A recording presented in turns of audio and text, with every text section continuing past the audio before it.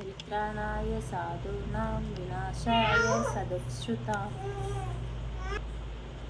धर्म संस्थापनार्थाय சம்பவாமி UK UK. எங்கே அதர்மம் தலை தூக்குகிறதோ அங்கே தர்மத்தை நிலைநாட்ட நான் வருவேன். பார்க்கடலை அசுரர்களும் தேவர்களும் கடைந்த பொழுது அமிர்தத்தோடு உருவானவள் அகல்யா. அகல்யா என்றால் மிகவும் அழகானவள் என்று பொருள். மிகவும் அழகாக இருந்தவளை கௌதமர் என்ற தவசி மனம் புரிந்தார். அவளின் அழகை கண்டு இந்திர பகவான் அவளை அடைய எண்ணினான். விடியும் முன்பே சேவலாக மாறி கூவினான். கௌதமர் விடிந்துவிட்டது என்று நினைத்து ஆற்றங்கரையோரம் சென்றார். அப்பொழுது கௌதம் முனிவர் போல் வேடம் அணிந்து இந்திர பகவான் கௌதமர் வீட்டுக்கு சென்றார். கௌதமர் போல் வந்த இந்திரன் அகலியுடன் இன்பம் கண்டான். பாதியிலே வந்த கௌதமர் இந்திரனை சபிக்க இந்திரன் பூனையாய் மாறினான். அகலிகை கல்லாய் மாறினார். அகலிகை தன் கணவரிடம், சுவாமி, என்னை மன்னித்து விடுங்கள். என்னை அறியாமல் இந்த தவறு நிகழ்த்து விட்டது.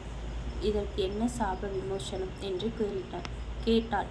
உடனே கௌதம முனிவர் தசரதனின் மைந்தனாக ஸ்ரீராம பெருமான் பிறந்து இவ்வழியே வந்து அவரின் கால் பாத தூசி உன்மேல் படும் பொழுது உன் சாபம் நீங்கும் என்று ஆசீர்வதித்தார்.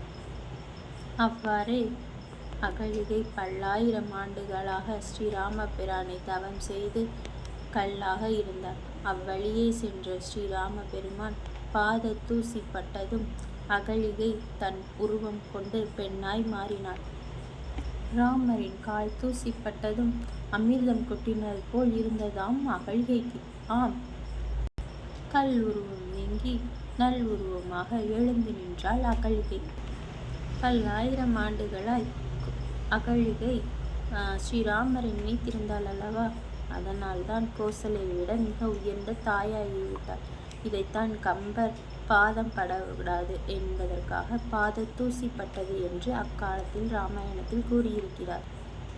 இதுதான் ஸ்ரீராமனின் திருவடியின் மகிமை. இமயமலையில் தவம் செய்து கொண்டிருந்த கௌதமரை அழைத்து அகலிகையுடன் சேர்த்தார் ஸ்ரீராம பெருமாள். இதனைத்தான் நெஞ்சினால் பிழைப்பில்லாதவரை நீ அழைத்திடுக என்றார்.